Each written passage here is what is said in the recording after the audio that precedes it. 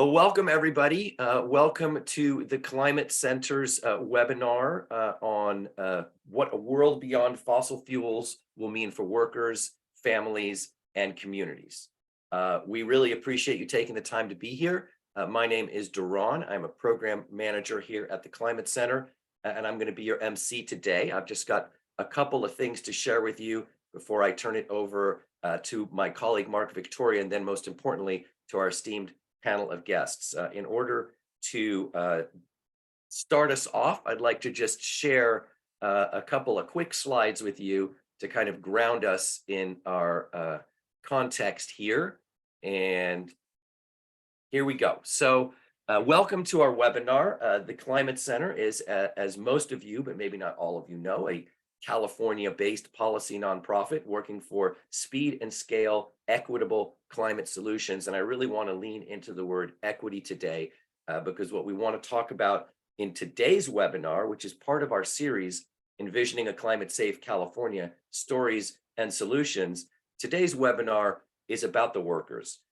We are super excited about all the progress we've made and super excited about the progress that remains to be made in decarbonizing our economy. But let's not forget that there are a lot of people who are reliant on the fossil fuel economy and extraction and refining. And as we begin the transition to a clean energy economy, we really want to center this conversation on the workers, their families, and communities. Again, this is part of a webinar series. We have more webinars coming up in the next few months. We urge you to consider signing up for them. Our next one will be on extreme heat plans, the challenges of implementation as we move towards summer, and the predictions that we're going to have another super hot summer. We need to make sure that we don't let people suffer, and that's what that's about. And then we'll be talking about sequestering carbon on land and sea at our next webinar later on this summer. We hope you'll join us for that also. Before I turn it over to my colleague, Mark Victoria, and on our panel of speakers here today, I do want to take a moment to thank our sponsors and our promotional partners. These are companies and organizations that support the Climate Center, not only with their dollars, but with their partnership. And we really appreciate the partnership of the CCAs and businesses listed here: Silicon Valley Clean Energy, Sunrun, MCE, Renewable America, RNA, Think Local, Act Local, the LA Department of Water and Power, Sonoma Clean Power, SunPower, Calpine Energy Solutions, Quit Carbon, Peninsula Clean Energy. These are just some of the organizations that partner with and support the Climate Center, specifically around our webinar series. We could not do what we do without the support of our donors and our sponsors. So I really need to take a moment to acknowledge and thank all of these organizations, not only for supporting the Climate Center, but more importantly for what you do to help build about a climate safe future here in California, as well as all the nonprofits: Joint Venture Silicon Valley, Actera, Community Environmental Council, Civic Well, Climate Resolve, Grid Alternatives. These are just some of the partners that we work with in helping get the word out, which is one of the reasons that so many of you are here today. And thank you all for taking the time to join us. What are we going to be talking today? A world beyond fossil fuels, what it means for workers, families, and communities. I want to start off by bringing in my colleague, Mark Victoria, which I'll do in just a moment, to kind of give us a little more context of how this fits into all our work. And then we're going to hear from our speakers: Tracy Scott, the president of United Steelworkers Local 5, Virginia Parks, PhD. Dr. Parks is at UC Irvine. We'll drop links to everyone's full bios in just a little bit. Robert Zardaneta of the Office of Sustainability in Los Angeles. He's got some really interesting perspectives to share with us on planning for the transition. And then Norm Rogers, second vice president of United Steelworkers Local 675. Then we're going to have time for Q&A. I want to urge everybody to drop your questions into the Q&A portal. You can use the chat also. We'll be collecting and gathering all those questions, and right around 11 o'clock, we're going to turn to our Q&A, and we really want to hear from all of you. So please do drop those questions into the appropriate spots, and we will make sure to get to as many of those as possible towards the end. And then stick around for the end. You'll have an opportunity to take action, which is one of the most exciting parts, because there's a lot of important things to do, and you can help us do them. So without any further ado, I'd like to now turn the microphone over to my colleague, Mark Victoria, senior organizer based down in Southern California. down in Los Angeles seems to be having an issue with his webcam at the moment. So I'm going to, Mark, there you are. All right. Take it away, Mark. How does this fit within the context of Climate Safe California and what we're trying to do in a bigger picture? Great. Thanks so much, Daron. And thank you everybody for everybody in attendance, and especially to our speakers. This is a very critical piece of moving forward for one, climate legislation. And for me, and for the Climate Center, me coming from labor into the environmental space in the climate world, it is critical that we ensure that the workers are going to be taken care of as we move forward. We don't want to leave anybody behind. We don't want to leave communities behind. And so I'm going to go ahead and share my screen and give a quick presentation before I just mention a few reports. So we have our Climate Safe California campaign. I hope everybody can see my screen.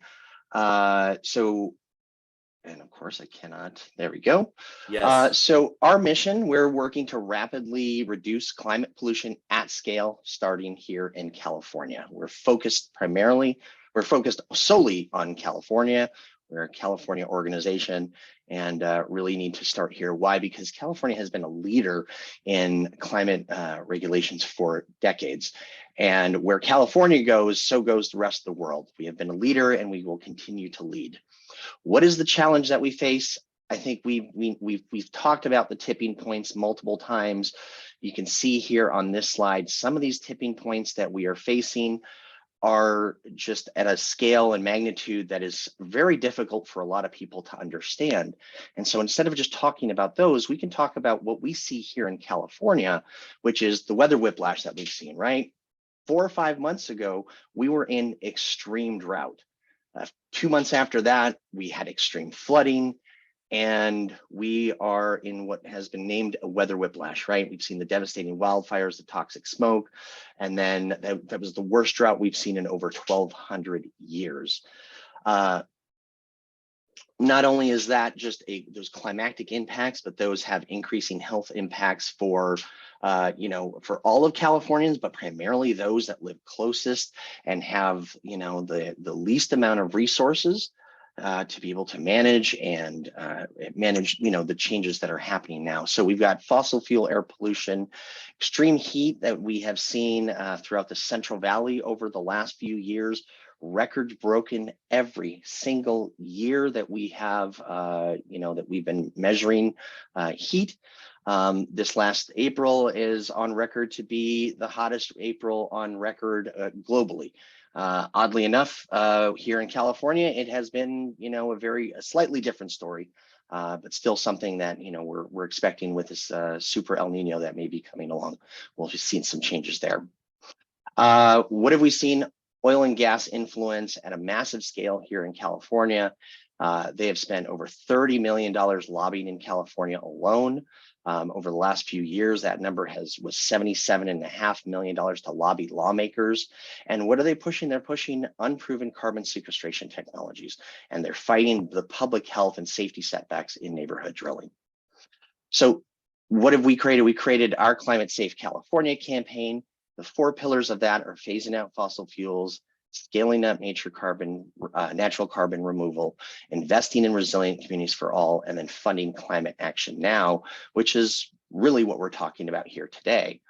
Our guiding principles is that we will follow the latest science, we will secure a just transition for fossil fuel workers and their families, and then prioritize climate justice with equitable access to climate solutions for all communities, not just those that can afford, but all neighborhoods and all communities across the state. These are some of the wins that we've had over the, in 2022, we codified ZEV sales, 54 billion passed for climate action over the next 5 years. A lot of that has, changed with our budget shortfall for this year, and we'll talk about that as our call to action. Let me just go ahead because we're running out of time. These are some of the legislative wins that we've had at the Climate Center. A few of these bills were adapted from bills that we had sponsored last year, talking about nature-based carbon sequestration, specifically with AB 1757. For those that are interested, please visit our website. I think we'll go ahead and drop in a link to our Climate Safe California campaign so that you can go ahead and get more information about what we're doing with Climate Safe California. So I'm going to go ahead and stop sharing real quick. And I want to quickly just mention there's a few reports. One that one of our speakers will be talking about, Dr. Virginia Parks, will talk about a report that she did just recently with the refinery workers, when we have Tracy Scott here to talk about that. I know that Norman Rogers from United Steelworkers 675, he will probably mention the pollen report, which has been around for a little while. And most recently, there was a GEPI report, and which is the Gender Equity Policy Institute. And they did a report just looking at the number of fossil fuel workers in the state. In 2017, WISPA, which is the Western State Petroleum Association, released a report saying that there were 152,000 jobs in oil and gas. But according to GEPI, they saw that there was roughly 40% of that workforce was actually in gas stations and convenience stores that were attached to those gas stations. So what the GEPI report did, they wanted to get a real number for folks to, legislators and policymakers to understand what is the real impact if we were to move off of fossil fuels. And they found roughly 59,000 people were employed in oil and gas. 13,000 of those were executives and professionals. That left 45,000 of workers, of which 22%, 1 in 5 of those employees are union members. 45% of those workers are employed in other production, construction, or transportation, or materials that move those occupations. And then 30% of workers are employed in office jobs, clerical, sales, or administrative occupations. So we're going to go ahead and drop a link to the GEPI report right now. And that way, folks can go ahead and take a look at that. When Dr. Park comes up, we'll drop the link to her report as well as to the pollen report a little bit later. So thank you so much, and I'll kick it back to John. Thank you so much, Mark, and thank you for the context. And now, without any further ado, I'd like to bring in our first speaker, President of United Steelworkers Local 5, who's here to tell us his own story and give us a little context on what we're really talking about here. Tracy Scott. Tracy? Thank you, Doran. Good morning, everybody. Thank you for being here this morning. We appreciate the opportunity the Climate Center has given us to speak about this issue. It is certainly something that is impacting my membership. And so I'm Tracy Scott. I'm the current president of United Steelworkers in Martinez, California. I'm also a staff representative for the USW Local 5, presiding over the Marathon Martinez Petroleum Facility. That facility has run as a refinery for close to 100 years.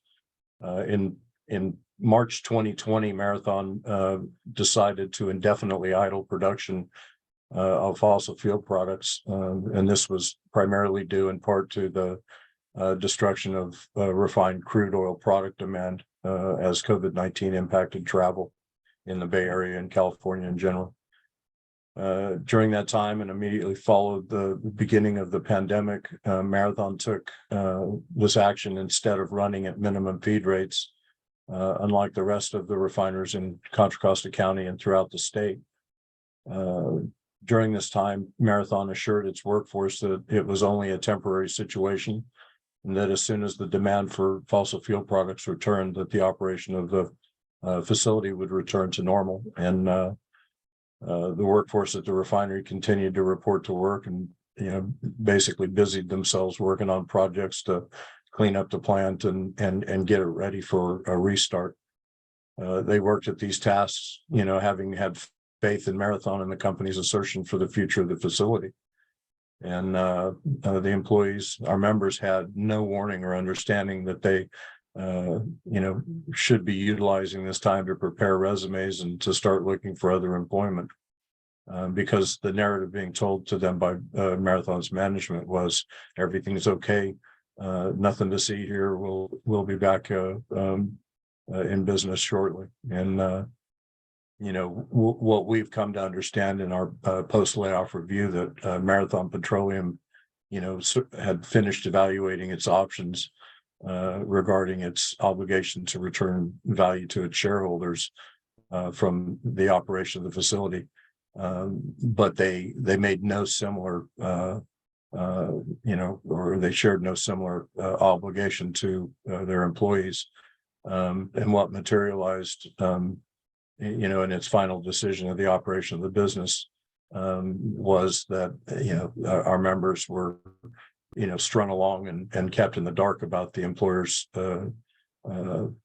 parallel considerations of converting a refinery to a renewable fuels facility, making it apparent in retrospect that, Marathon was certainly more engaged in the concern of its shareholders than it was my members. And so, Marathon made a notification of its decision to close the refinery in July of 2020, and it basically its decision to lay off. At the time, it was 408 employees, of which it was about 345 that were laid off. And basically the union and the membership were notified late in the news cycle on a Friday on July 31st of 2020 that they would be shutting the facility down and laying off their workforce. And it's obvious that the announcement was timed to take advantage of the news cycle by the refinery manager and the public affairs staff. We entered into effects bargaining with the company within 2 weeks of the announcement, and it was immediately apparent that Marathon was going to do as little as possible to help its employees to transition to new employment. Marathon designed their proposals for the closure of the refinery and the chemical plant, and any potential improvements of any severance pay and possible extended recall rights were made contingent on concessions made by the employees that would be retained to operate the facility as a skeleton workforce in a terminal operation, which would allow the company to continue marketing fossil fuel products produced in Southern California to the Bay Area market. The company laid off 300 union members and another additional 300 plus salaried employees on October 30th of 2020. They laid off an additional 45 union members after they were used to mothball the facility. These additional 45 union members were basically held hostage, and were told that if they left before they were laid off, they would forfeit any severance pay or benefits that they had negotiated or that had been negotiated on their behalf. And so while they had a job for an additional 3 to 5 months, they were also not well positioned in their employment search because the potential employment opportunities that existed at the time of the initial layoff were being pursued by people who were highly skilled and trained in process operations. And so the market for people with that skill set was very saturated. And so there were while they had that additional time in employment, they certainly were disadvantaged by being held on for that purpose. Marathon made no attempt to help employees represented by the union to relocate or transfer to any of their facilities in California or any other state they operated in.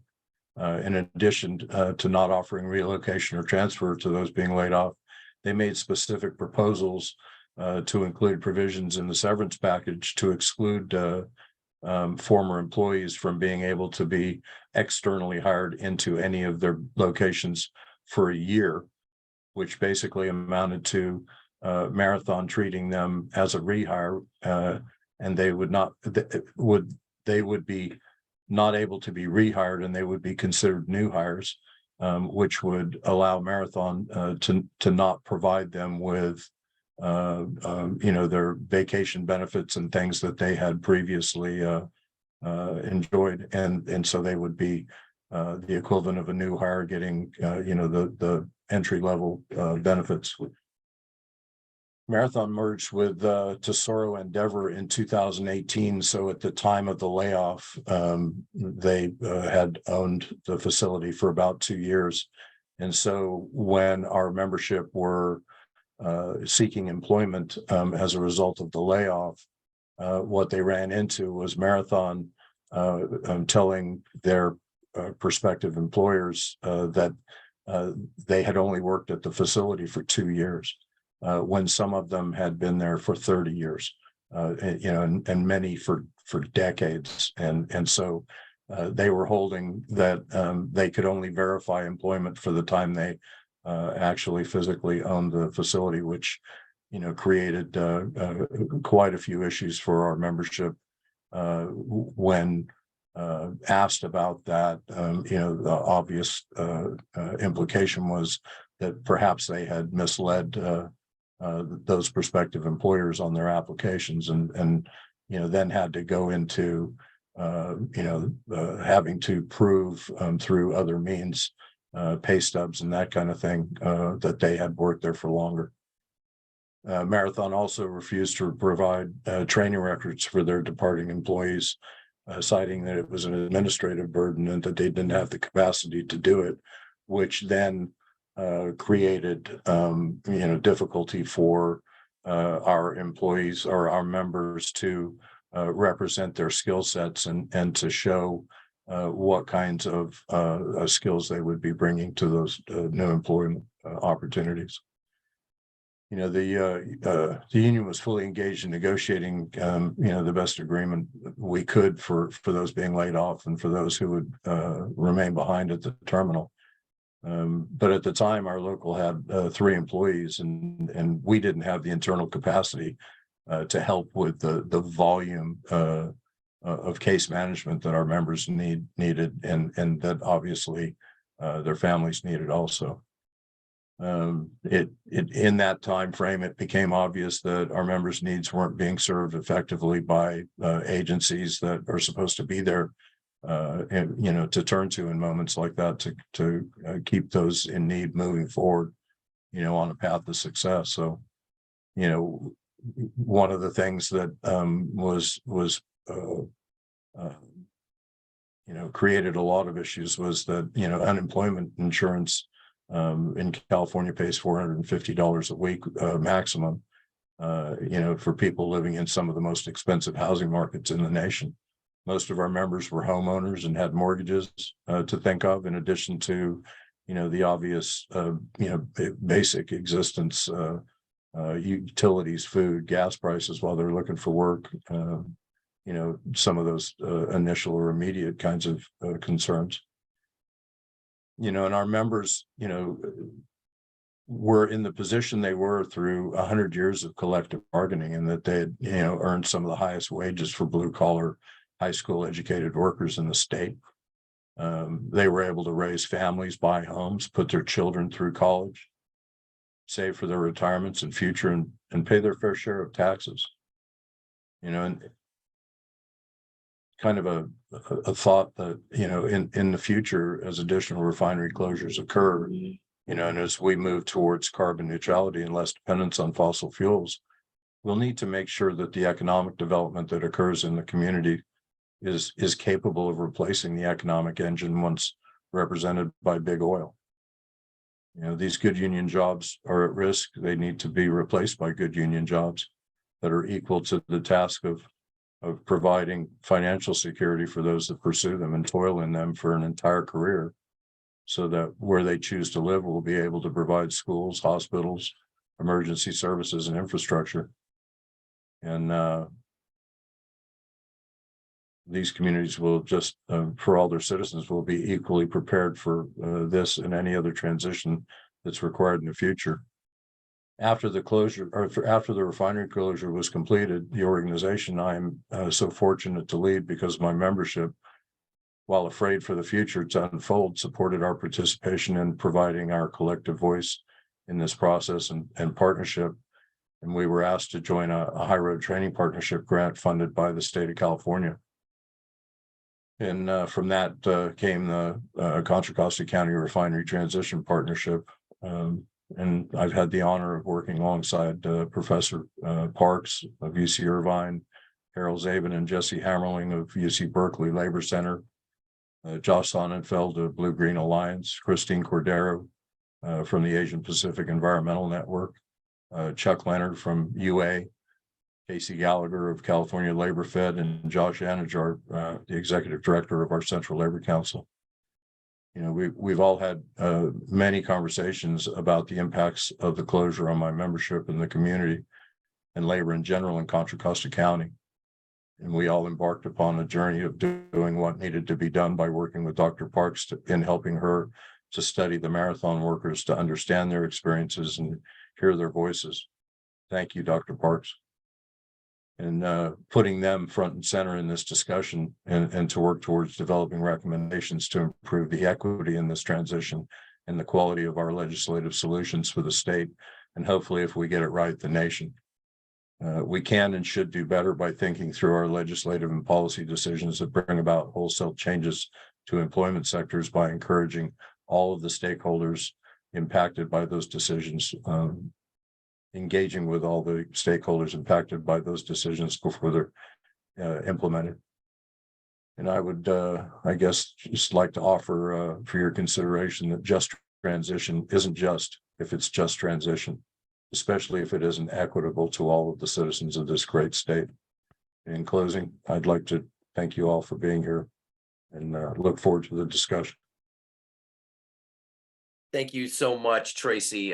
Thank you for speaking honestly about your experience, the experience of your fellow workers at the Martinez refinery. Certainly, this is a good example of how not to do a transition. And so let's broaden the conversation a little bit. I think you did a great job kind of like introducing Dr. Parks from UC Irvine. We'll drop her full bio into the chat, but right now I'd like to turn it over to you, Dr. Parks, to talk a little bit more about what you've learned through your work and how you see this transition needing to happen. Go ahead. Great, thank you so much. It's a hard act to follow, Tracy Scott. Mine is a little drier. This is the data. I'm going to share my screen as I walk you through some of what I learned. So when the Marathon refinery shut down in late 2020 in Contra Costa County, it gave me the opportunity, not one that I would necessarily want to have, but it was an opportunity as a researcher to survey and interview the 345 unionized workers who were suddenly thrown out of jobs that they had held for years, and many for decades, as you heard Tracy say. I think it's really important to point out here that my study is one of a kind. There hasn't been a study like this done in many, many years, actually decades. It centers the voices and experiences of fossil fuel workers through a rigorous representative research design, and it provides sightlines onto the process of energy transition and how a changing economy impacts workers and their families. And I think this is really critical to understand, is that what I was able to capture is what actually happened to workers. And so short of any supports, this is what we'll see. And that's what makes this study really unique. It's not about asking sort of workers theoretically what you would want. It asks them, what do you need at the moment that they were laid off? So I just want to point out that this was a completely independent study. And that was what was so great about the relationship with Local 5. As I said, I basically didn't talk to Mr. Scott for 18 months until I had completed the survey. But the money came originally from the state of California through Blue Green Alliance, who then reached out to the Berkeley Labor Center. But because I have a specialty in worker surveys, they reached out to me to design the survey, carry it out, and then the follow-up interviews. So what did I learn? Well, the first thing that's really important is 3 out of 4 workers did find a job, or they were employed a year after layoff. But 26% had not found a job a year out of layoff. And these jobs came at a cost. So workers took a 24% median pay cuts as they moved into these new jobs. And the other thing that this is maybe of more interest to some of us who study labor markets, what you can see on this chart is that what a union does is it creates an equitable workplace. And so the wage spread is not very wide because there's equity at that refinery. Whereas what you see in the post-layoff jobs is that there's this incredibly wide spread. One worker was making $14 an hour, and I had a number of workers who were down in that low $20, $21 an hour. Sector of reemployment, lots of people are interested in this, and this is something I was able to capture in the survey. I asked, it was a very intensive survey for workers to complete, and I had 41% response rate for this kind of survey is very high.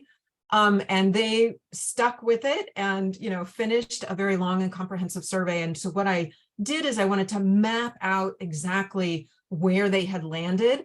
And I asked them to report every job that they had had since layoff and the time that they were taking the survey. So I really learned a lot. And in fact, I'm seeing in the chat, that is the last survey of its kind like this one was done in the 1980s, looking at deindustrialization in the Midwest. So you can see, it's not a surprise that the largest percent of workers in any one sector went to oil and gas because there are a number of refineries in the Bay Area, although several of my respondents, I guess I should say, did leave the state to take new fossil fuel jobs. It makes sense.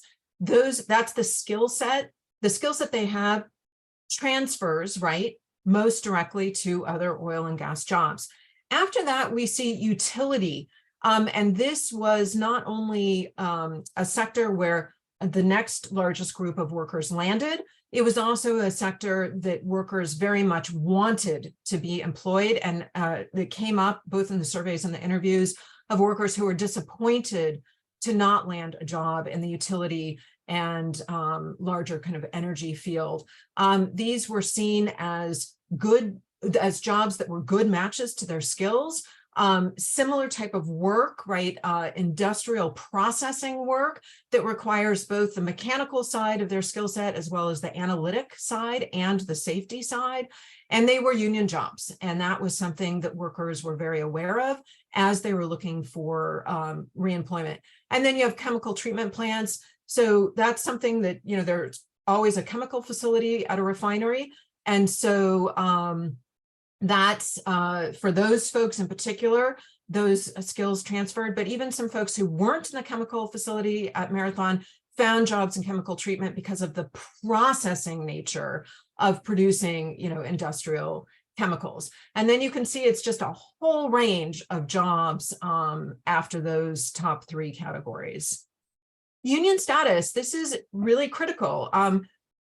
Remember, 100% of those workers had union jobs at the refinery. And it's obvious, but I think it is important to remind folks, because then they were thrown into a labor market with much lower rates of union representation. And so in those post-layoff jobs, it dropped to 43%, and nearly 60% of workers found themselves in non-union jobs. And that, of course, is reflective of the labor market as a whole, but it's also about the erosion of union density that a possible clean energy transition might bring unless we get ahead of it and do something to ensure a pathway to unionization in these new jobs.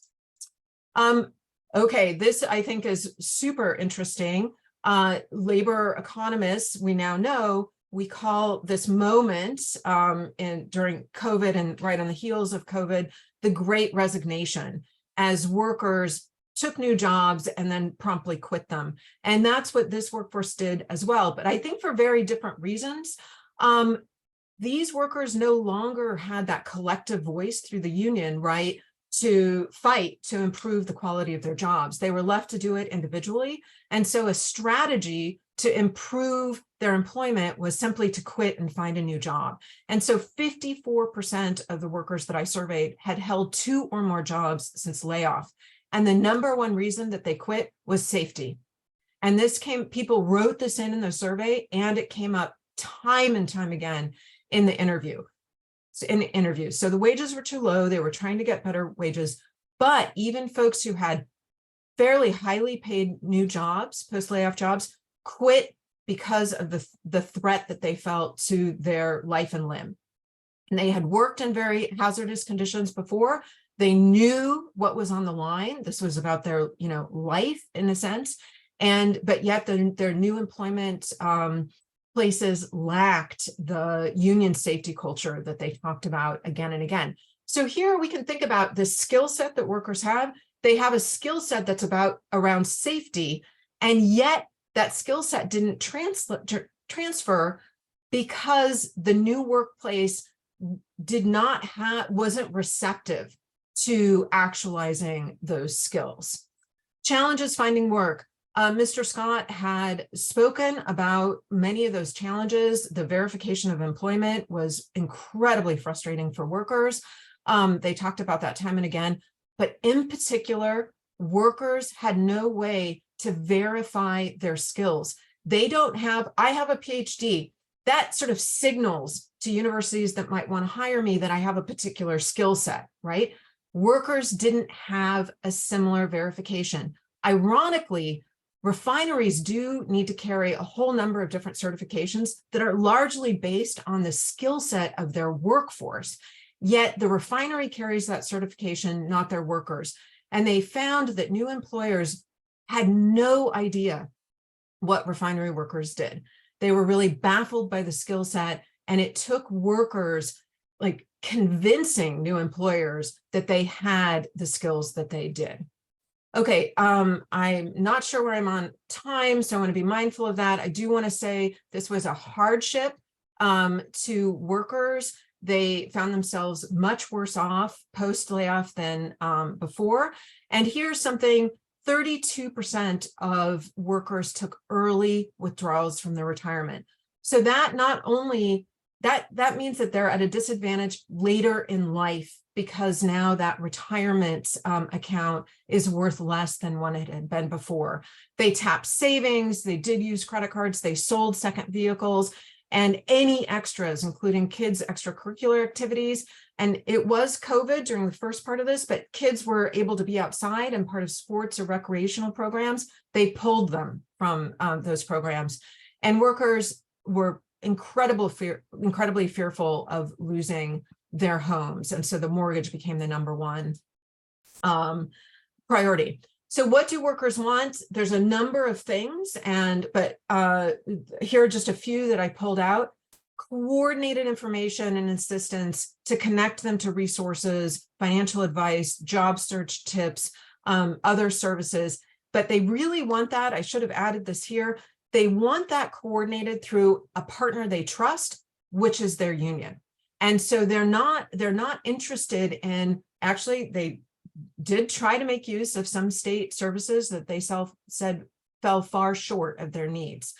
They really want targeted and informative job search prep and training. We need to be careful about this. These are workers who are already highly skilled. If they need any training, it should be very short term and very targeted toward particular jobs that have a clear pathway. But the certification of skills is critical, and a verification of employment was really jumped out. But lastly, my survey really identifies needs currently left unaddressed in California state energy transition policy and federal support for workers on the front lines of these changes. Workers must play a role in designing the clean energy future. That means a worker-centered policy means workers need to be at that policy table. Lastly, pathways to good union jobs are not possible without robust local economic development. There are many opportunities that will emerge in the renewable energy sector. There's not going to be enough, though, to absorb all the fossil fuel workers. So we have to think more broadly about how we bolster new employment opportunities. And we know the clean energy is coming. It's an opportunity for us to get ahead of it, support workers, prevent economic hardship, and prevent the tragedy of deindustrialization in the Midwest during the 1980s. Thank you. Thank you so much, Dr. Parks. We really appreciate that perspective, and absolutely, we need to avoid the challenges that we face at deindustrialization. I think Norm Rogers is going to be talking specifically about that, drawing some analogies between what happened in Detroit and during the transition of the auto workers. And of course, just to give a little bit more context, we're talking about refineries and refinery workers, but the same perilous challenges are faced by workers in the auto industry, in the auto parts industry, and in many other sectors of our economy. As we transition to a new clean energy economy, there are going to be a large number of job sectors that are going to be shifting. And that's really the topic of today. So let's talk a little bit more about how we can plan for this transition. And in order to talk about this, I want to bring in Robert Zardanetta from the Office of Sustainability in Los Angeles. Robert, the floor is yours. Let me share screen. Right, you're going to be sharing screen. Here we go. All right. Take it away, sir. Where's your playlist? Right. Sorry about this.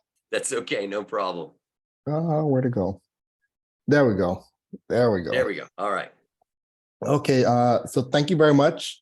Thank you for your presentation, Dr. Parks. Norm and I are very much looking forward to your participation on the Just Transition Task Force. We think your insight will be very valuable to us as we move towards implementation. So thank you, Climate Summit, for having me today. My name is Robert Zardanetta. I am the Senior Manager for Green Workforce for the City of Los Angeles' Mayor's Office of Energy and Sustainability for Mayor Karen Bass's administration. Just Task Force's strategies report. The Just Transition Task Force was established by the City and County Offices of Sustainability in 2021 to develop a just transition strategy for workers and communities impacted by the phase out of oil drilling and extraction activities in the City of Los Angeles and in unincorporated areas of the LA County. So co-led by the county and the city and facilitated by the Just Transition Fund, the task force and its subgroups met regularly for about a year, from November to November, from 2021 to 2022, to develop goals, strategies, together with supporting actions to ensure a just transition for workers and communities impacted by the phase out of oil drilling and extraction activities. The goals, strategies, and actions included in the report were developed and approved in November, and the strategy was, the report was released in December of 2022. A little background. So some oil and history context. So oil was first discovered in 1865 in California and in LA in 1870s. By the 1920s, LA produced about a quarter of the world's oil, and wells were found in all parts of the city and regions from downtown to the beaches. Today, there are 26 oil and gas fields and 5,000 oil and gas wells in the county, including one of the largest oil fields in the US in Inglewood, and which is also one of the largest urban oil fields in the world. As you can see in this picture, many of the oil wells located within these frontline communities are located nearby homes, schools, and parks. These frontline communities have organized in response as they grew weary of the associated health and climate risks imposed upon them. And as a result, by late 2022 and early 2023, both the City and County of Los Angeles approved ordinances to phase out oil extraction within the cities and unincorporated areas of LA County. So the purpose of the Just Transition Task Force was to develop a set of recommendations to ensure a just transition for workers and frontline communities impacted by the phase out of oil drilling and extraction activities. The leadership included a planning team of members of the LA City and County Offices of Sustainability, and facilitated by the Just Transition Fund. The Just Transition Fund is a nonprofit organization that primarily their expertise was working with transitioning coal communities, but they've been invaluable in a lot of our work within oil extraction locally. Well, membership, the composition of the task force, about 27 members, which included labor, workforce development experts, EJ folks, folks from industry, as well as tribal nations, academia, and local, state and local governments. Often, many of our members, although we often sat at the same table, many of our members often, were on opposing sides of the table. And so one of the great challenges was to, kind of get all these folks to, work together collaboratively under the same goals and missions of really doing what was in the best interest of workers, planning for what's in the best interest of workers, and impact of frontline communities. So the goals of the task force were defined to kind of guide this just transition strategy. The first goal is to provide all workers impacted by the phase out with the necessary support to transition their skills into jobs of equal parity and equal parity in pay in terms of skill and pay. Our second goal was to properly remediate closed oil wells and integrate input from frontline communities and Native nations in community visioning, remediation, and land use redevelopment and planning processes. And our third goal is funding it all, leveraging public and private funds to equitably and sustainably finance and coordinate the successful implementation of the Just Transition strategy. So we had three subgroups that were part of the task force, which was a worker, site remediation, and finance and coordination subgroups. And throughout the year, we also, so we met regularly with these subgroups to, kind of define these strategies.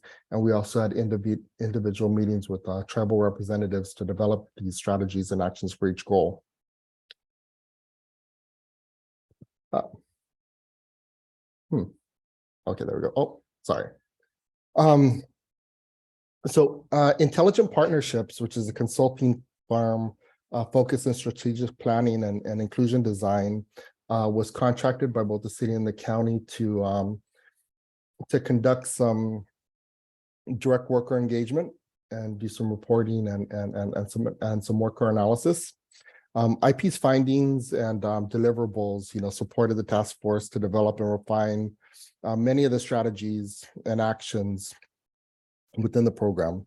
So some of the interesting findings were 664 oil extraction workers were impacted. Initially, we thought there would be a lot more, but fortunately, only 664 oil extraction workers were potentially impacted. 90% of those workers were non-unionized, which is also a surprise to us.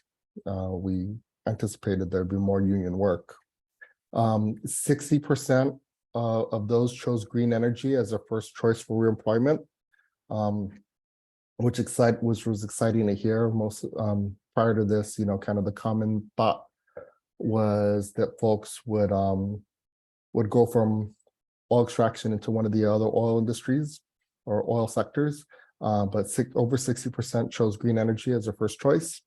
Some of those reemployment opportunities that we identified were transportation, electrification, water and wastewater management, goods movement at the ports of LA and Long Beach, solar energy production, and oil plugging and abandonment on a short-term level. We also found that kind of traditional well closure processes do not always guarantee sufficient community engagement, and that existing processes and opportunities for engagement within well closures are often confusing to the public. And we also found that there's an ongoing need for federal and state collaboration in order to address this long-term transition. So some highlights of some of our findings: we had the task force identified 19 strategies. I'm just going to pick the top, kind of the top 8. So the first strategy was to create a workers advisory council to provide ongoing input, guidance, and feedback to the city and county as we implement the strategy and action recommendations and identify additional needs throughout the phase out. The second would be to expand the use of labor agreements, such as project labor agreements for construction and collective bargaining agreements for non-construction, and labor standards to create a more high-wage job opportunities to reemploy dislocated workers at the county and city level, including city and county funded contractors in sectors that have high parity and skill alignment, but not yet parity in pay. Our third is to develop ongoing oil extraction employer engagement to provide ongoing updates and collaborate on clear communication to workers about job impacts, timelines, and available transition support. Our fourth was to work with existing training institutions and programs to connect dislocated oil extraction workers to jobs with high parity in pay and skill alignment, including but not limited to solar and other renewable energy production, transportation, electrification, water and wastewater management, oil well plugging and abandonment, and ports of LA and Long Beach sectors. Fifth would be to expand and create additional programs to encourage private employers in the county and city to hire dislocated oil extraction workers into existing occupations with high parity and skill alignment and pay. Six would be to develop a pilot transition navigators program that would provide specialized on-site assistance for oil extraction workers to easily and equitably access the retraining and reemployment programs developed in our previous strategies. 7 would be to coordinate with workforce development boards on guidelines for advanced notification for workers.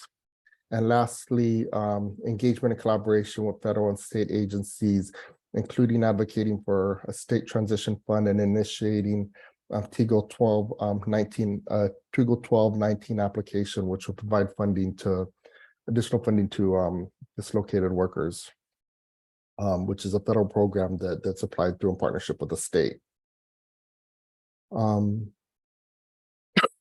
So this is a brief, very brief snapshot of our Just Transition plan. I'm happy to go a little more in depth with a more in-depth presentation of our strategies. We're currently in the implementation phase, going on tour, sharing information with folks on our findings. I do recommend you all reading the report. It's great reading. A lot of the beauty of the report you'll find in the appendices. So make sure you check that out. But feel free to contact me. I'll leave my contact information in the chat if you like a presentation, a further presentation for your group. I'm happy to do it. So thank you all for having me, and I'll pass the mic over to Doron. Thank you so much, Robert. That's great. And hopefully we can dig into it a little bit more during the Q&A. So I urge people to continue with all the excellent questions that you have here in the Q&A. But I'd like to now introduce our fourth speaker, Second Vice President of United Steelworkers Local 675, Norman Rogers. Norm, the floor is yours. Very good, thank you. Well, so a lot's been said, and I don't think I'm going to add anything new, but I guess a bit of context. And I'll start with the picture behind me. That's Huntington Beach, California, 100 years ago.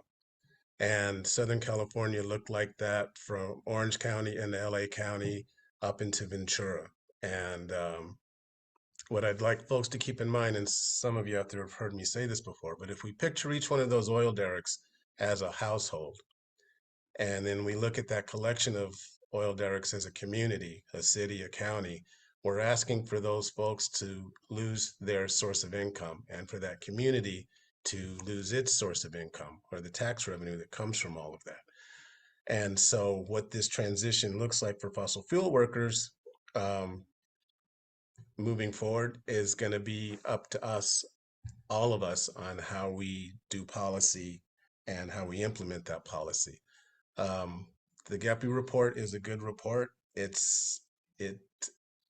is problematic in that it did exclude some workers, because we need to keep in mind that as the tax base goes away, then that starts impacting firefighters, it starts impacting the police department, libraries, tithing at church, and soccer parties at a local pizza party after a soccer match.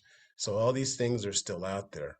And as Tracy had mentioned, the 100 years of collective bargaining have made these jobs good paying jobs. Another piece that was mentioned was the safety aspect. A USW Health and Safety and Environmental Department based in Pittsburgh is huge. And I can't think of another union that has dedicated so much to health and safety, to the point of having a convention every 18 months that pulls together all the different branches that we cover as USW members, whether it be paper, forestry, whether it be chemical plants, tire manufacturer, and of course steel. And we've got nurses, we have everything under the sun under the USW umbrella. So what I would say is this transition is going to look like what we make it be. If we make it be something that is worker led, that the fixes that are put in place come from the workers and are based on what their needs are, and not it comes in from some other source. I use the example, if I see you move in across the street, you moved in last night, I saw you finished up at midnight, and I come over the next day with a meatloaf and say, welcome to the neighborhood, but you're a vegetarian, who's the bad guy there? And so we need to make sure that workers are included at this from a very early stage, and that their input is gathered. And that's what helped make the LA City, LA County Joint Task Force on what's happening with the production workers, the oil extraction workers for LA City and LA County, very important, because as was mentioned, we had folks come in from every sector that you can imagine. And it made for some difficult conversations, but it also helped put out a very good product at the end. The link is in the chat. It's well worth reading. And what's to my mind, primary importance was the demographic work that was done to see who was working these jobs. They were asked what they needed to see next. They were asked if was this a second or third generation job, because with this industry being 100 years old, these have become multi-generational jobs. And with that, the expectation is that you keep this job, but the hope was that the next generation would be able to move into these jobs as well. And that's not going to be the case. So we're not just looking at taking what folks have now, we're actually reaching into the future and kind of demolishing their hopes and dreams that, sons, nephews, nieces could move into these jobs as well. And yes, a lot of this is going to come back to political will. We were fortunate enough that we won $40 million in the budget last year for a displaced oil and gas worker fund. And the hope is that we cover folks that are going to lose their job, but even more so, folks that are in Tracy's local that lost their jobs almost 3 years ago now. And we've heard the trouble that they've had. And whatever we can do for them is not going to be enough, because when we look back at that piece that Dr. Parks mentioned about folks having to dip into their retirement, you don't make that up. That's just gone. That's just gone. And we just need to look after one another, and that we avoid this. I'm going to share my screen here. This is like overarching fear. This is Detroit as the auto industry started to contract. The same 4 homes running a range from 2009 to 2014. And the contraction of the auto industry led to this. We saw the same thing happen with, you can look at pictures for Youngstown, Ohio. You can look at the same thing for Gary, Indiana, when we look at the coal industry going away, steel mills going away, the auto industry contracting. We can extend that to when logging started to contract in Oregon. And if you go back to what happened to communities when we stopped, when we started closing up military bases. We've seen all this happen before. So hopefully we've learned a lesson about doing these things with a plan in place on what happens after. Thing I'll point out in this picture, in that top row, that very last house on the right, while everything looks like it's fine, that house is already boarded up. And I mention that because if we don't have policies in place that include all workers, that's inclusive of all of organized labor, it's going to be that kind of thing. Three out of 4 homes, they're doing okay, but that 4th home has an issue. Well, then you get squatters, and then you get a swimming pool that doesn't get drained. You get mosquitoes, you get all sorts of things that can happen. And so we need to make sure as we move forward that all of California workers are included in what happens. And that these organized labor jobs are paramount, because the pay, the benefits, the ability to address grievances, to file a grievance, are all very important pieces of being in a workplace. And we also need to make sure that these companies that are coming in, while they're new industries, don't hold on to that old carpetbagging mentality, that they're high road employers as well. And I'll point out a case where there was a company, Proterra, that makes electric buses, and they needed union assistance, a union workforce, to go after certain contracts. They did that. They operated for a while, made their money, and we were notified beginning of this year that they're closing up shop here and moving back to South Carolina, a non-union state and a right to work state where the wages aren't what they are here. And so those hopes of those folks working there, it's about 100 people that are losing their jobs, that they were moving into a good industry because the future clearly is electric buses, one would think, with the policies the state have made.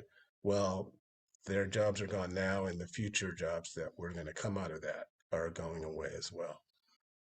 And I will leave it at that, because I know we're at time for the question and answer. So thank you all for attending. Thank you so much, Norman. We really appreciate it, and your honesty and perspective are highly valued. I think it's sort of so critical to center this conversation with the people who actually do the work. And so I'd like to turn to some of our questions now, and I want to involve all of our speakers. So if you want to turn your cameras on, I want to start with you, Tracy. There was a number of questions. I'm going to kind of mash a couple of them together. And I want to point out some of these questions may have been answered in the chat, but I think that they're so important that we should have this conversation so everyone can hear your answers. So there's several questions, as you know, that related to, there's an upside to new jobs like windmill construction and deployment, or I should say wind turbines, grid reinvention, green hydrogen. We talk about building the grid for the future. Battery storage, other huge projects that could potentially employ some of your workers. How can we prepare for these structural changes in a way that maintains union bargaining power? And in your opinion, at least, and then I'd be curious to hear the other panelists' thought, is that a reasonable thing to anticipate, that these new green energy jobs are going to provide opportunities for the current workers? From your perspective at United Steelworkers, are there opportunities for people to transition to the new jobs? And if so, how can we do so in a way that doesn't dilute all the gains that unions have made over the past century?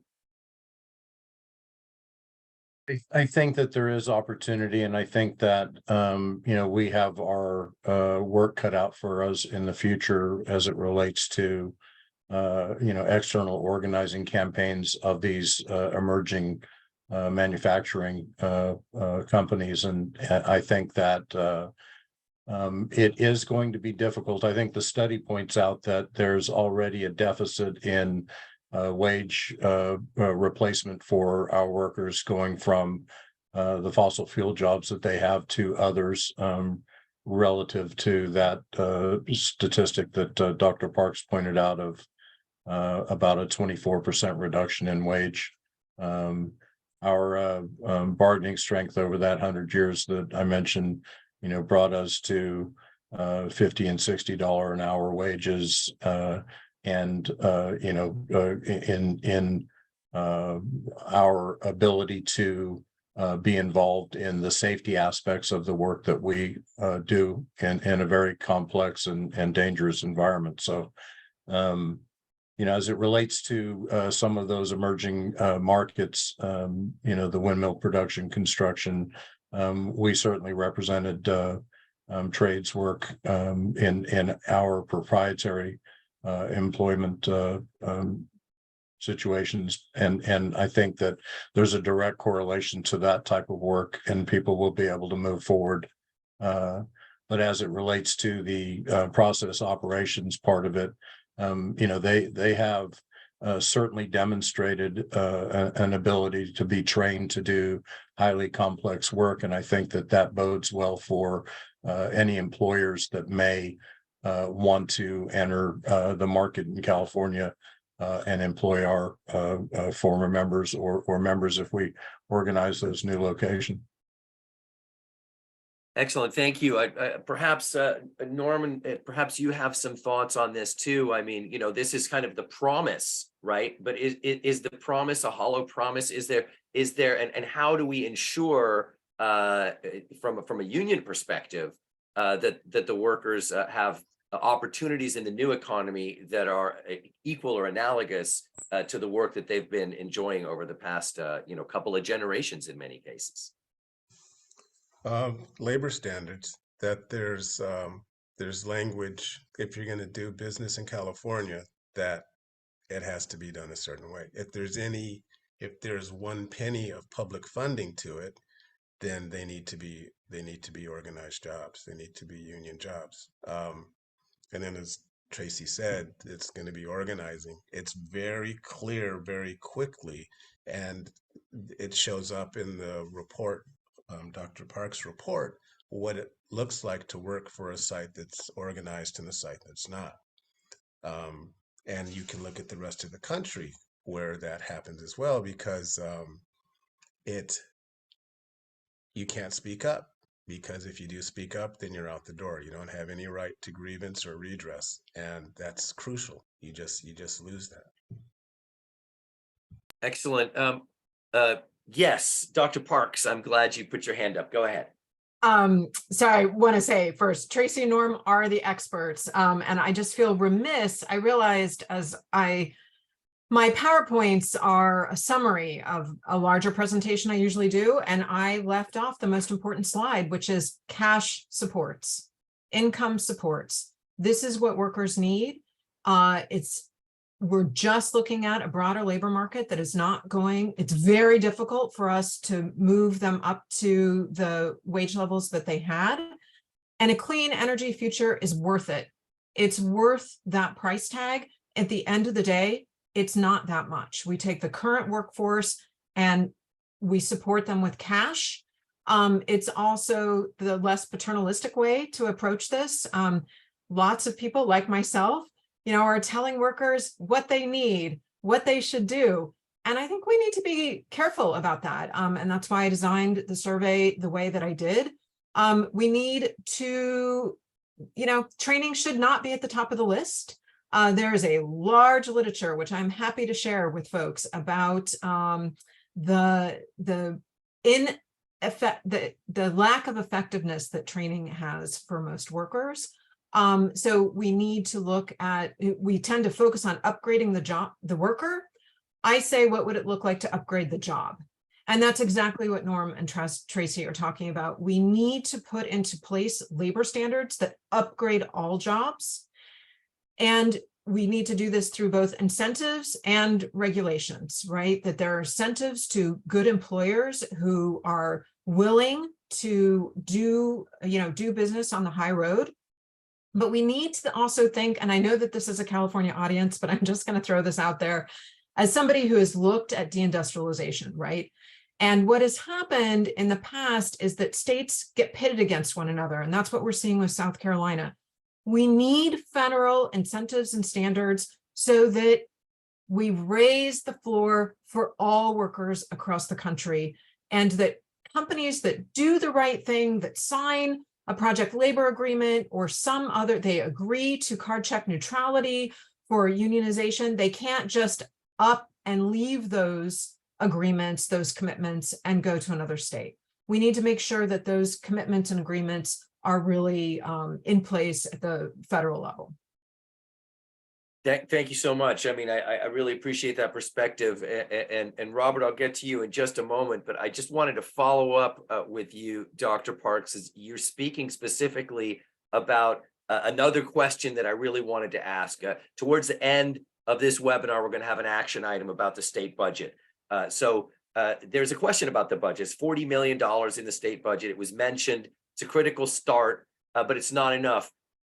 What is your sense? Like, what would this really cost? I mean, what are we talking about? And I, for one, certainly agree with you, as does the Climate Center more broadly, that these investments are going to pay off big time down the road. But what kind of investment are we looking at in order to, perhaps do this transition in a way that provides a support for people? What kind of numbers would you imagine would be required here in the state of California to begin with? You're asking me on the Yeah, spot. I'm asking you. I mean, So I'm going to defer, although, my report has some numbers that could guide that on just the cash support side, right? I will say 40 million is not enough. It doesn't even come close. And I think that we need to ask the question of Mr. Scott and Mr. Rogers, what do we know about that 40 million right now? Has any of that gone to workers? That's the other critical piece, is that we need to have policy implementation, right, that ensures that money that is earmarked for workers goes to workers. And this is why I think that it's incredibly important that unions, that labor partners are built into policy formulation as being on the front lines as benefit negotiators, if you will, right? They need to be the link between that public sector money and the workers, and actually making sure that they receive those dollars and those support services.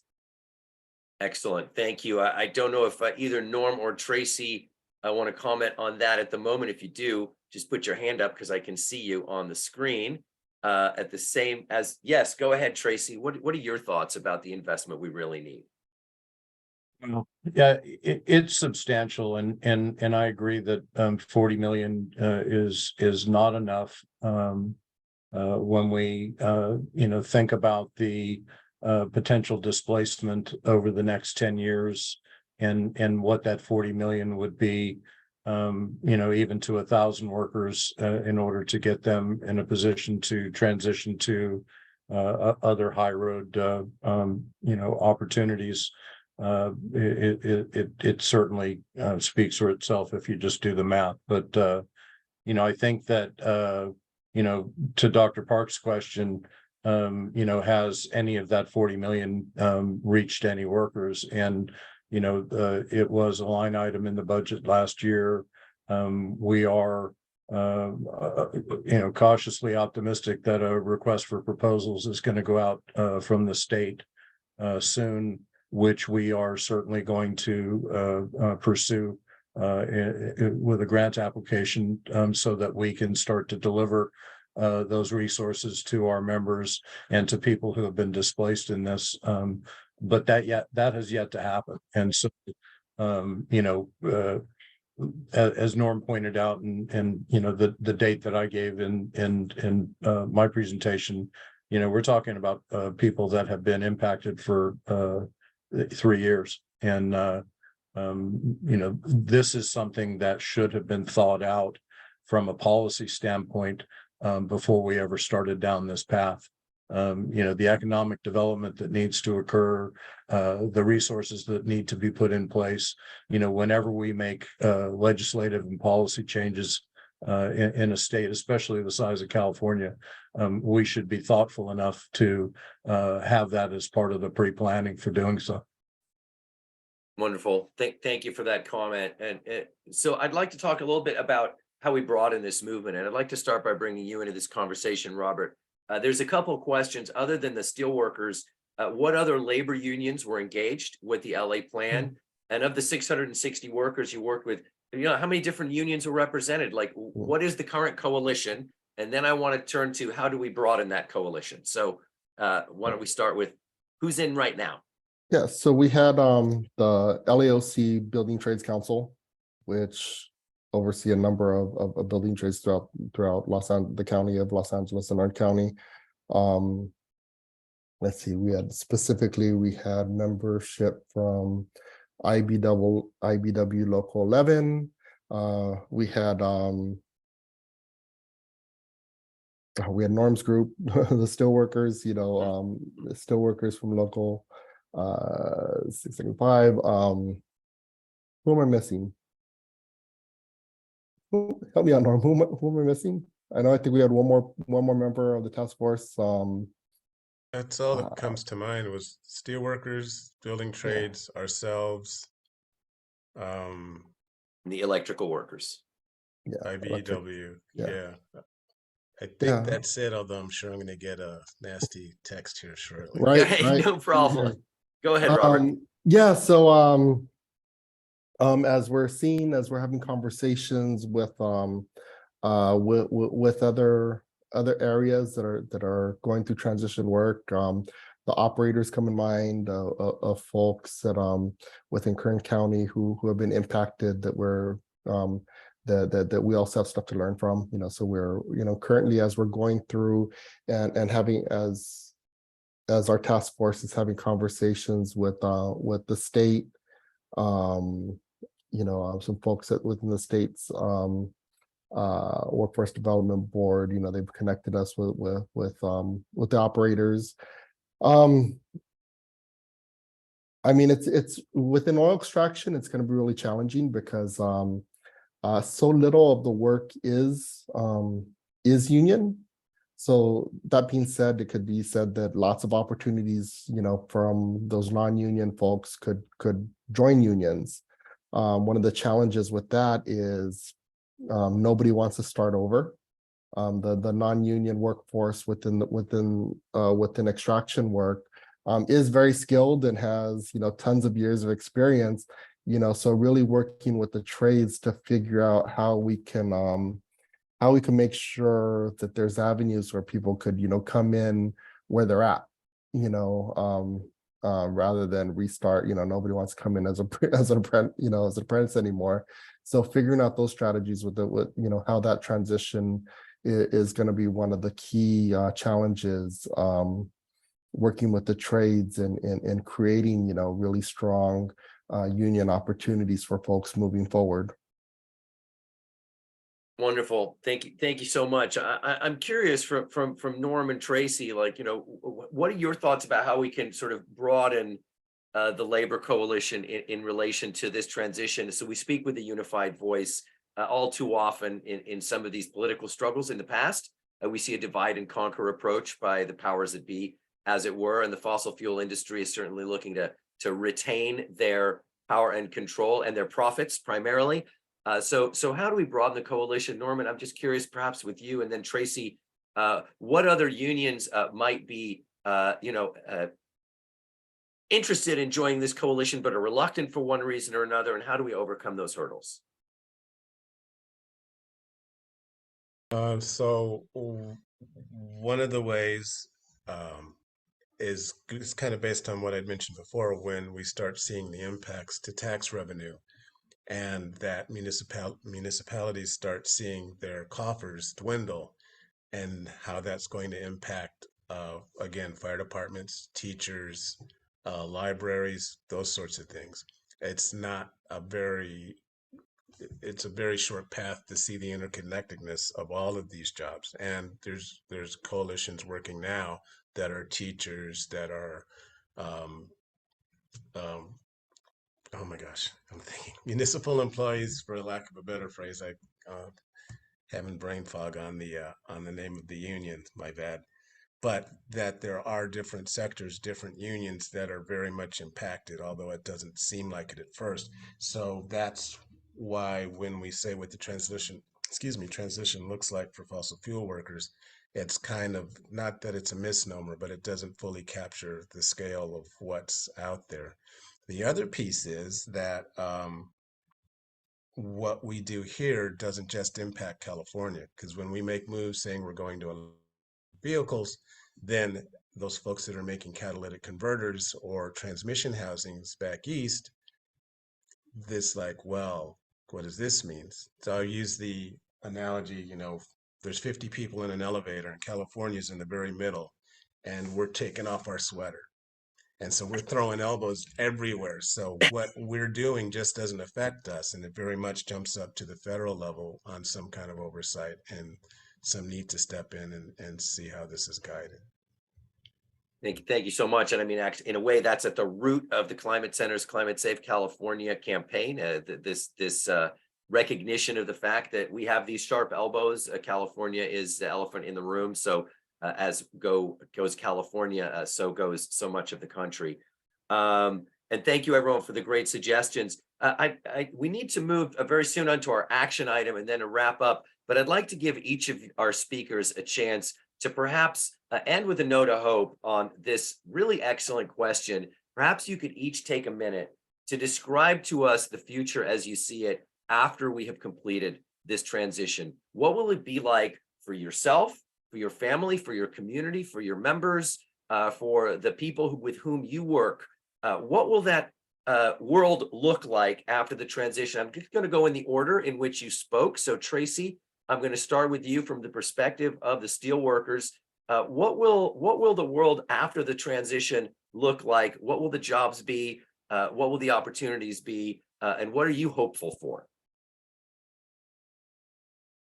I think we're certainly going to be different as an organization. I think that, obviously,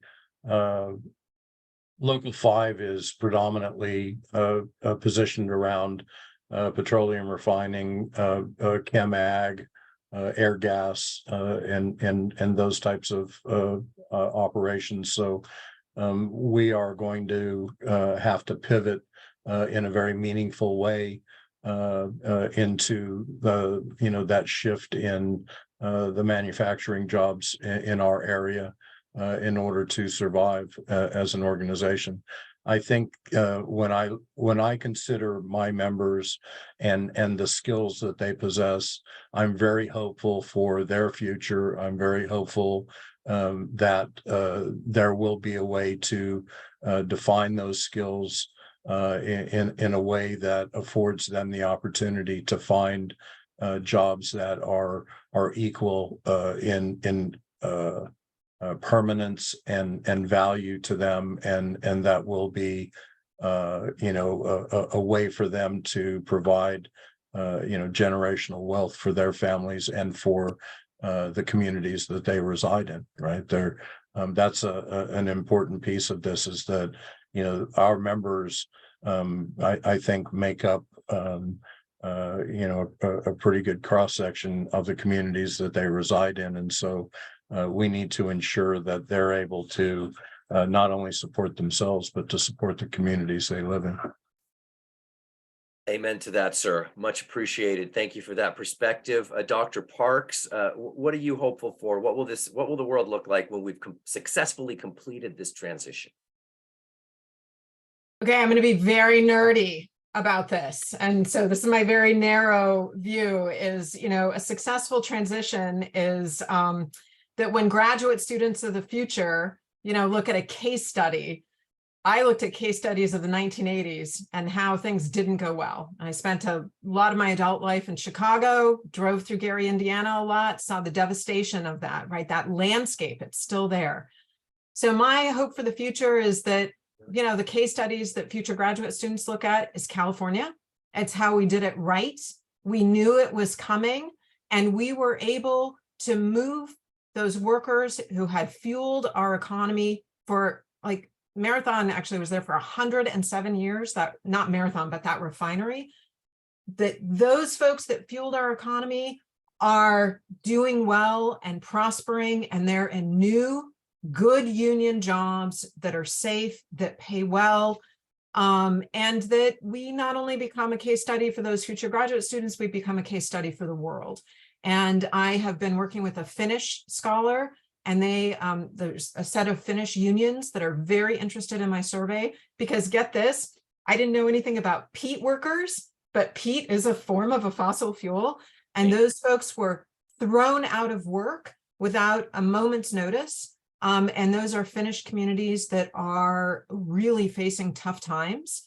So this is global, even in societies that have stronger safety nets than we do, but everybody's trying to figure out this problem right now. And I know we can do it. I know that California can, be that, that beacon for what is possible and what's fair for workers, their families, and their communities. Thank you. That's a beautiful vision. I love it. I'd like to turn to Robert really briefly, if you can, from Southern California. Give us your perspective. What's the future look like? What are you hopeful for? Yeah, so when I first started with the task force, within a lot of the workforce, green workforce initiatives that I'm working on, within the city of LA, it's very high pressure. These are all initiatives that we can't screw up. We have to get just transition right, in Los Angeles. So so I'm hoping one of the cool things about the city and the county and our partnership is I think we've taken this proactive approach to just transition rather than a reactive approach. So this is like a 20-year long process. We're hoping to be ready.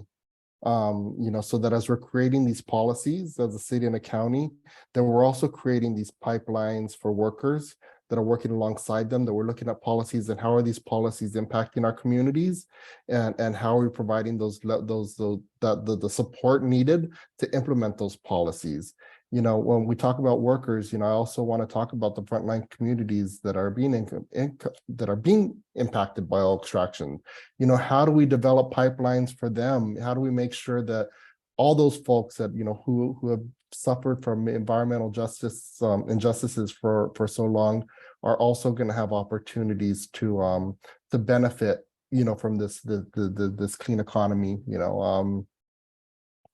So hopeful. We got 20 years to go. We're on a good, I think we're ready.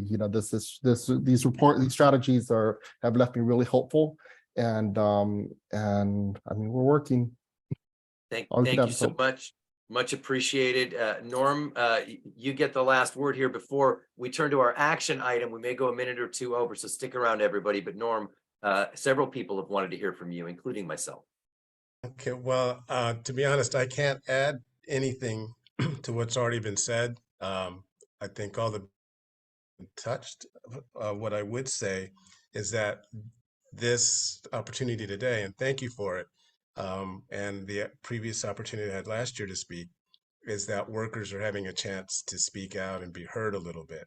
And what I would hope that we can all do moving forward is mind wherever you are, whatever you're doing, you're most likely in somebody's workplace, and just keep that in mind. If you're at a Starbucks, gas station, going to the movies, if you're out in a national park and you see a park ranger, you're in their workplace. And let's just keep that in mind as we move forward, and that we need to support each other as workers, and we all need to recognize that, we're all fortunate enough, those that have jobs and are able to hold on to them, that's a blessing.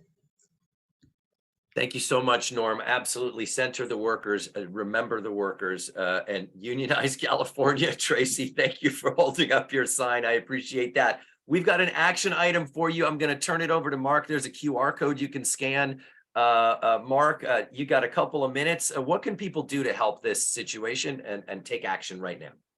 Obviously, one of the things that we've heard is we need to invest in a plan, and we need to invest in workers. And so, as was mentioned a few times here, I'm going to do a quick share of my screen here. I hope everybody can see this.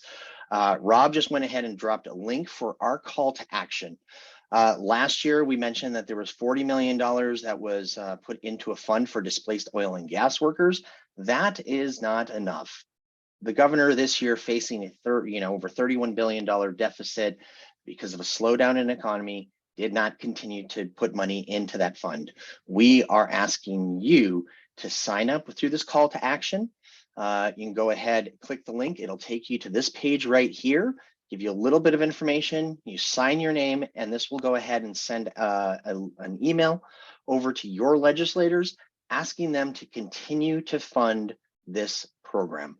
Critical at this point in time, as the legislature has roughly 20 days to finalize the budget before it gets out. And in this final negotiation time, it would be great for them to hear from as many folks as they can. So please go ahead and click this link, sign up, send a letter, an email over to your legislators. Thank you. Thank you, Mark, and thank you, everybody. Beverly says the link is not working. It did just work for me, but we'll make sure we get that link out to you one more time. We'll try it again. And we will include that also in our follow-up. We are 1 minute over time, so I just want to thank everybody for being here today, for all your great questions. Sorry we couldn't get to all the excellent questions. We did our best, just too much great content to cover.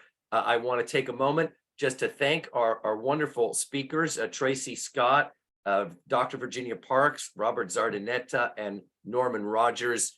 Thank you all, not just for being here today, but more importantly for what you're doing every day in this important work that we're all working on together. I really appreciate all the attendees for being here. Thank you for being part of the Climate Center. To the Climate Center team, Mark Victoria, Rob England, Geraldine Lopez Mendoza. Can't do this without you. So let's keep working together to make the future better. And I am happy we ended on a note of hope, because I do believe that we can do this.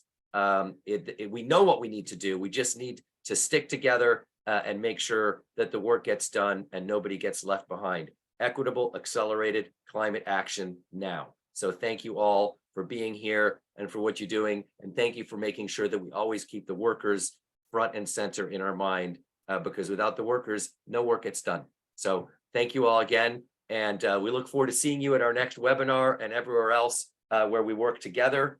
Thanks again to all our speakers, and we hope to see you next time. Take care. Bye-bye.